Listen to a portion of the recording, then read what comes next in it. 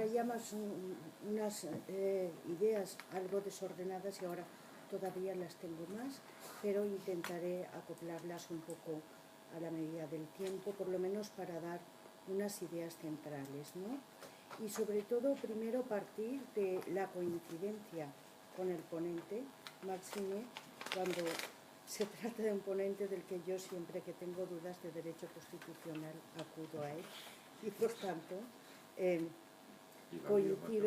coincido plenamente con sus postulados y me separaré un poco de los números para irme un poco a lo que es mi terreno, porque como aunque todos sabéis el derecho financiero me queda cerca, pero no tanto como para subsumirme de lleno en él, ¿no?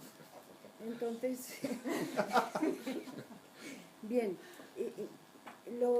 el planteamiento que nos ha hecho Carmelo yo creo que ni siquiera cumple con las mínimas exigencias de lo que denominamos el derecho constitucional de la escasez. Hay derecho constitucional de la abundancia, lo que denominaríamos la normalidad constitucional, pero también la normalidad constitucional centrada en el derecho constitucional de la escasez. Y es que incluso en esta época de escasez, incluso aunque se trate de repartir, como siempre, pero en época de crisis económica mucho más,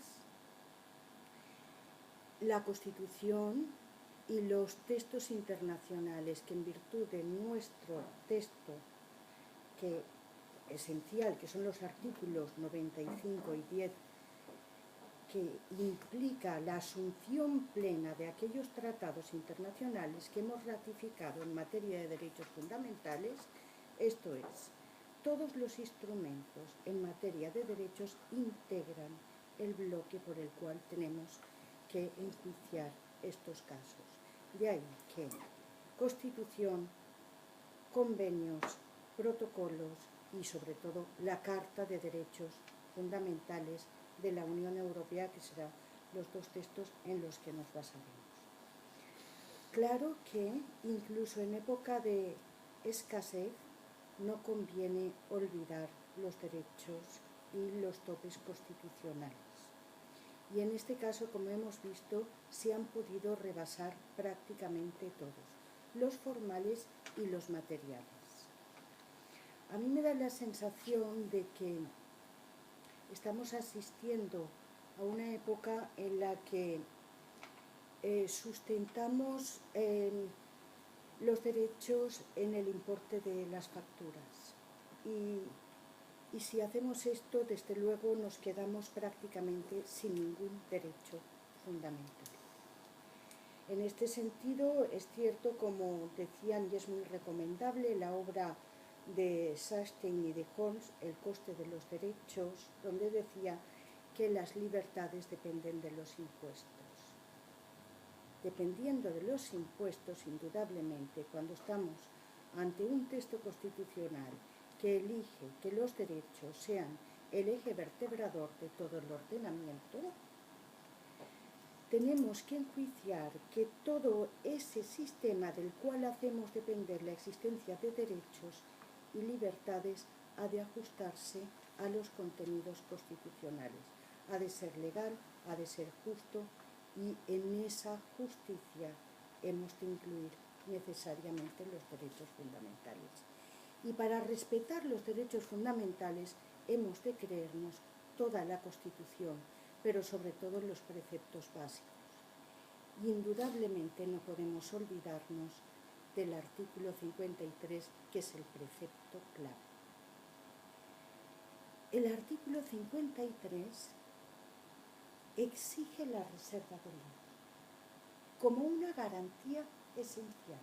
Y precisamente hoy en día nosotros creo que debemos repensar categorías jurídicas para poder solucionar mejor los problemas y que tenemos que desmontar determinados mitos. ¿Por qué? Porque hoy en día está caduca ya la idea de que los derechos fundamentales los podemos definir por su vertiente formal. Esto es, sí son residenciables ante la jurisdicción constitucional. Y pensamos que con esto hemos cubierto la fundamentalidad de los derechos. Este criterio no lo podemos sostener hoy en día. Creo que es un auténtico mito. Y lo es porque hay ordenamientos garantistas que no tienen un recurso de amparo constitucional y no por eso dejan de tener derechos fundamentales, y sobre todo porque nosotros, que hemos fagocitado el recurso de amparo constitucional, hacemos depender la fundamentalidad de los derechos de residenciarlos ante el tribunal, pero si prácticamente en eso nos quedamos sin recurso de amparo constitucional. No tenemos entonces derechos fundamentales, entonces no hay límites constitucionales, el legislador no tiene límites constitucionales, no encuentra un dique de contención en el texto constitucional. Hemos de repensar la categoría del derecho fundamental y aplicarla sobre todo a los que se han mencionado en esta intervención de Carmelo. Y los derechos fundamentales hoy en día son derechos resistentes en su contenido esencial a la acción legislativa. Máxime cuando es tan claro el artículo 53. El artículo 53 está exigiendo el respeto al contenido esencial por parte del legislador cuando desarrolla esos derechos. Pero claro, podemos decir, bueno, se está refiriendo a los del capítulo segundo y no a los del capítulo tercero, principios rectores de la política social y económica. Yo creo que también hay que reordenar estas categorías jurídicas y hay que desmontar también aquí ciertos mitos. ¿Por qué? Porque, bueno, primero, hay derechos como los que has mencionado, como es la educación, que está en la sección primera, es un derecho fundamental, por lo tanto, exigible o ponible ante el legislador con un contenido esencial y con una auténtica reserva de ley. Y la reserva de ley es una garantía, por mucho que en tiempos de crisis prolifere la figura del decreto ley, que tiene un vicio original, del cual creo que nos vamos a arrepentir toda la vida aquí en España, que es la famosa sentencia del decreto ley de expropiación, con la ampliación del término afectado. Bien, que nos equivocáramos en el pasado no significa que nos sigamos equivocando en el presente, ¿no? Y por tanto, cuando operamos con preceptos clarísimos como garantía, si nos creemos la normatividad de la Constitución, aceptamos las garantías.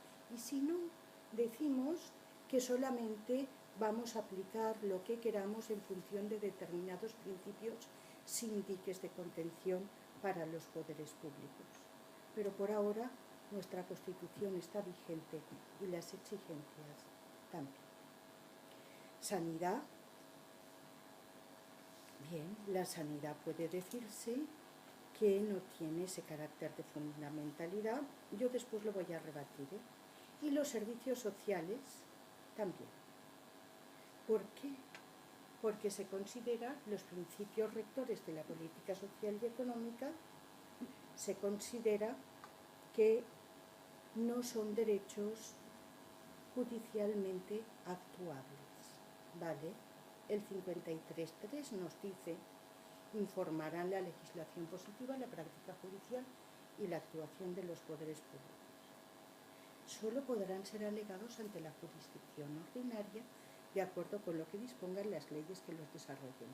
Leyes, por tanto, un mandato al legislador que ha de desarrollar estos principios rectores de la política social y económica. Tenemos reserva de ley para los del capítulo primero y capítulo segundo, pero también para los principios rectores de la política social y económica. Y que no sean derechos que tengan derechos subjetivos exigibles judicialmente hasta que el legislador no actúe, que tiene un mandato de actuación, porque todo precepto constitucional tiene valor normativo y por tanto fuerza vinculante. Estamos diciendo que es verdad que el legislador tiene que desarrollarlos y por tanto después habrá una exigibilidad judicial. Pero el que no sean, insisto, derechos judiciales actualmente no significa, bueno, actualmente están prácticamente todos desarrollados, pero actuables judicialmente no significa que no lo sean ante el legislador y ante el resto de los órganos de la administración, fundamentalmente del legislador. Son, y a mí me gusta mucho aquí, y me permitís que lea textualmente cuando Bokenförde dice que los derechos sociales no pueden fundamentar directamente en sí pretensiones reclamables judicialmente, pero se dirigen con aplicabilidad inmediata a los órganos estatales en la legislación y en la administración, a los que obligan a la realización de los mandatos en ellos contenidos.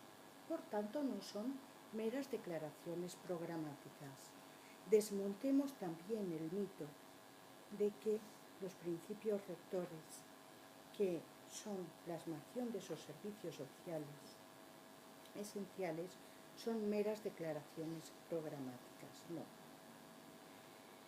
Son derechos, dice Torres, derechos de configuración legal, pero con fundamento constitucional. Y por tanto, si tienen fundamento constitucional y seguimos manteniendo la normatividad de la Constitución, son exigibles y son oponibles ante el legislador.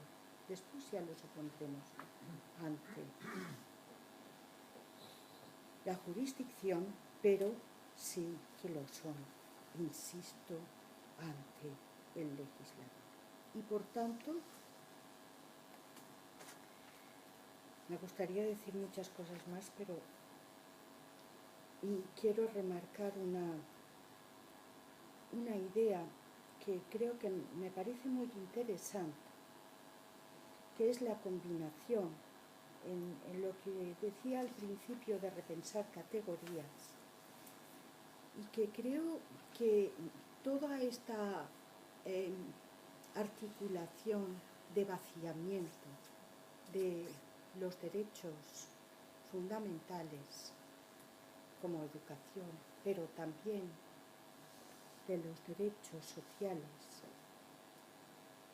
creo que pasa por lo que es la combinación. Yo combinaría lo que es el principio de la indivisibilidad de los derechos fundamentales combinado con una afirmación, con una acuñación que hace Martín Retortillo, creo que es, sobre la defensa cruzada de los derechos.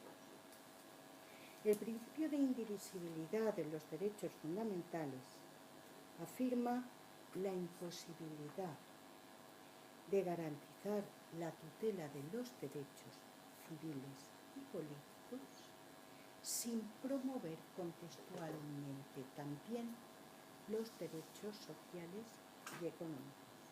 Este principio está reconocido en la Unión Europea.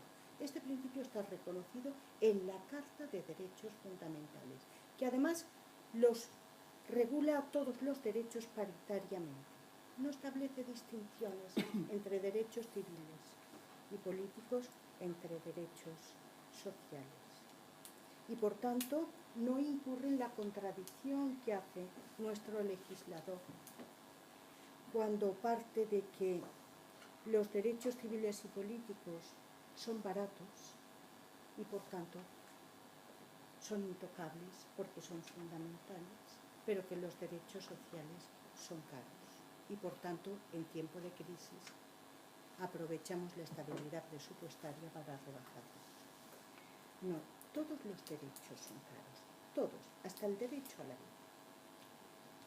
Todo el derecho, todo. Por tanto, vamos al absurdo de medir por la factura de los derechos. Como os decía antes, yo creo que nos quedamos sin derechos y, desde luego, desfiguramos por completo el Estado social y democrático de derecho, artículo 1.1 de la Constitución, que tiene eficacia trascendente sobre todo el ordenamiento jurídico. Usted no puede decir que lo que tiene en un principio rector de la política social y económica le informará y si acaso lo tendrá en cuenta y lo rebajará. Todos los contenidos constitucionales tienen eficacia trascendente. Y si este principio de indivisibilidad de los derechos fundamentales que implica esta imbricación de todos tengan un contenido político o tengan un contenido social, lo mezclamos también con la defensa cruzada de los derechos, llegamos a la irreversibilidad de los derechos. Llegamos a la irreversibilidad porque es que el derecho a la salud, pese a que no requiere, puede no requerir ley orgánica, resulta que el derecho a la salud está cruzado con el derecho a la vida, con el derecho a la integridad física, y todos están informados por la dignidad, y ya sabemos que la dignidad y el libre desarrollo de la personalidad han servido incluso a otros tribunales de nuestro entorno, incluso a otros textos, para sustentar irreversibilidad de derechos sociales. Es muy interesante aquí la sentencia del tribunal alemán del año 2010 sobre la ley Hart, y además para sustentar, además de los mínimos vitales, la irreversibilidad. Hay topes. Los derechos sociales contenidos en los principios en el capítulo 3 y los contenidos en el capítulo 1 son mandatos de optimización, pero de optimización, no de rebaja. Y como contenido constitucional, todos vinculan. Y por tanto creo que este vaciamiento, tanto formal a través de la técnica del decreto ley, ignora los preceptos constitucionales, pero materialmente también supone una rebaja que no está permitida si queremos seguir manteniendo el texto constitucional y creernos la Constitución como mecanismo de garantía, ¿no? Bien, yo tengo muchas cosas más, pero creo que debo dejar también tiempo para el debate.